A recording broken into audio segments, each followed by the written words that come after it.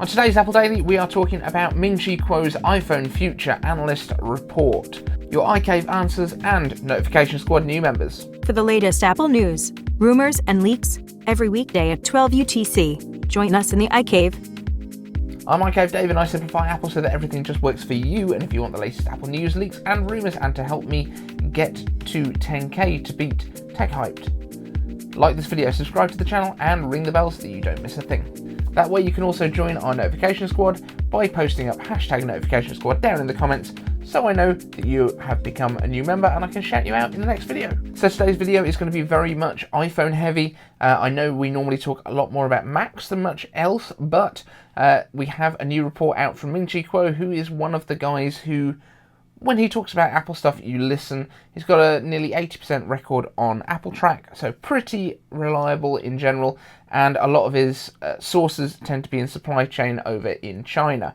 So that'll give you an idea of where this kind of info is coming from. So first of all, we have iPhone SE rumours. Now, there have definitely been rumours of an iPhone SE coming this year, potentially an iPhone SE Plus. It looks like those plans have either been shelved or were not the case in the first place, because it looks like we will get our next iPhone SE early in 2022, probably a March type event, coming with a new processor, pretty much the same form factor as we have now, with the old style iPhone 8 look, with a physical home button for TouchID, also with the large bezels top and bottom and a glass back, presumably to continue with wireless charging, although I would guess it will also add MagSafe. In addition to that, obviously a newer processor, and if this is going to be coming in 2022, it will probably be the A15 from 2021's iPhone 13 / iPhone 12s, which we'll be coming to in a moment, and it will also be adding 5G, because we all need more Gs. So talking about this year's iPhones that are coming, the 2021 iPhone, the iPhone 13, or the iPhone 12s, whatever it's going to be called,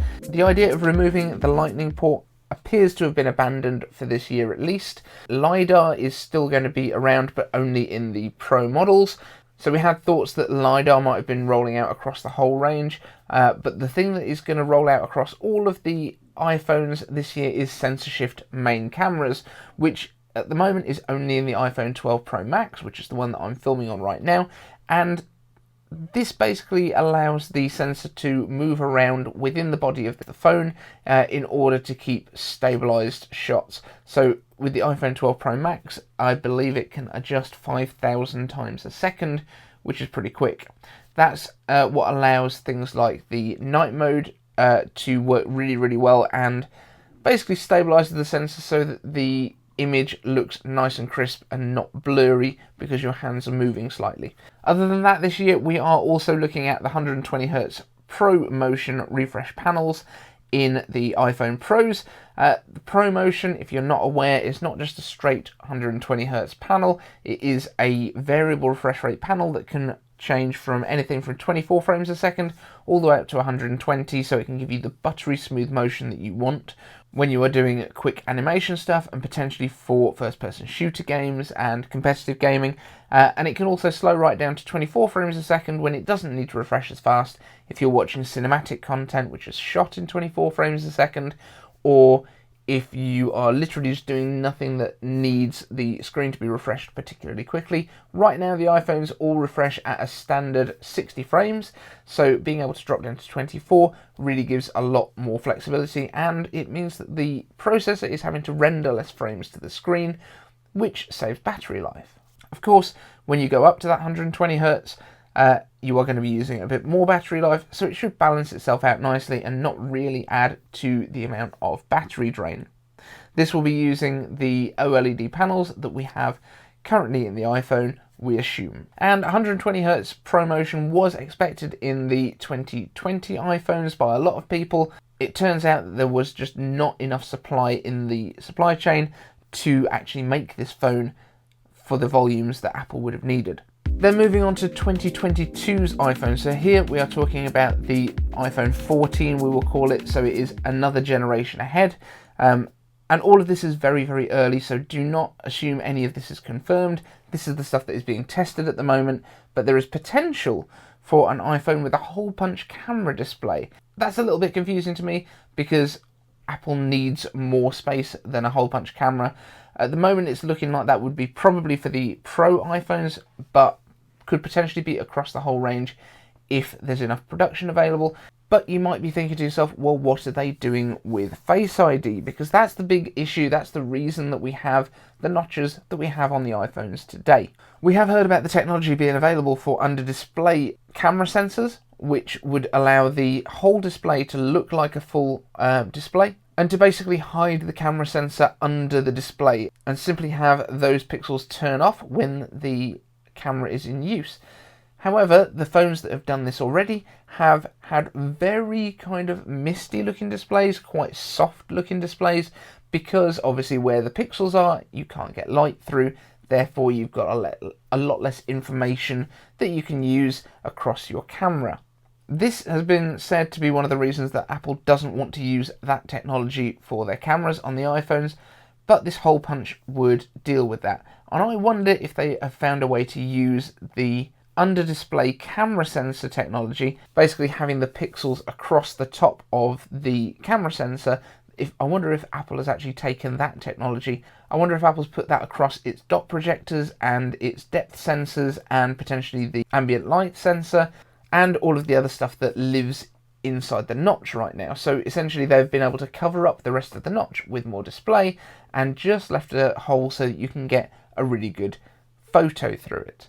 That seems like quite an Apple thing to do, where they take a technology that's being used for one thing and bring over to use it for something slightly different, which gives a much better experience. That might well be what's happening here. Of course, we've also seen rumours and information about under-display TouchID coming to the iPhones as well. That's quite a possibility. I believe they are in testing at the moment, according to John Prosser. If they can't get that to work, they have got the backup system, which is the same as the TouchID that we have on the iPad Air right now, which is built into the power button.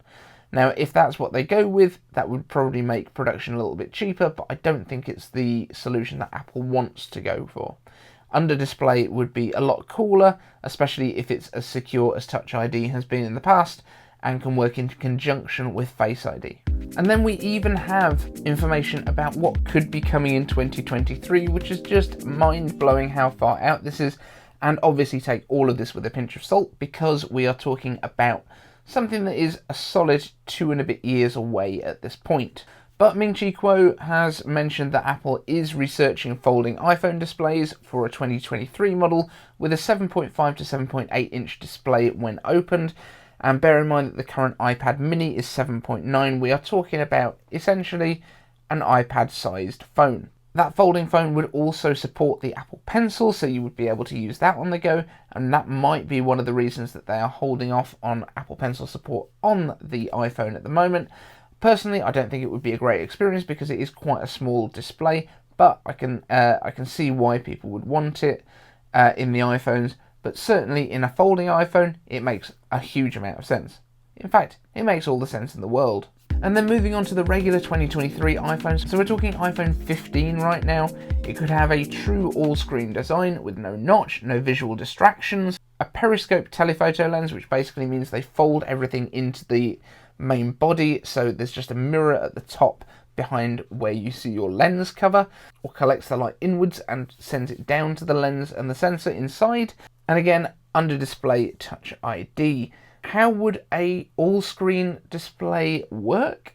I'm not 100% sure. I think it's quite possible that you could put your earphone, your speaker in the band on the outside of the physical band, or the other option is to actually use the display surface itself as a speaker cone, so you can actually vibrate that in order to allow audio to pass through. But if they were actually to remove the speaker grill, that would also help with reducing the potential ingress for liquids. What is difficult though is how on earth they would do cameras and Face ID if that was something they were going to include. I doubt they'd be able to spread all of those sensors out into a very thin bezel. That seems unlikely. So it's very difficult to know how they would do that, or if Apple is actually planning to move away from Face ID at that point. Perhaps Face ID moves to your watch and you use your watch to validate your iPhone. And if you've got Touch ID on the phone under the display, then maybe people are happy with that.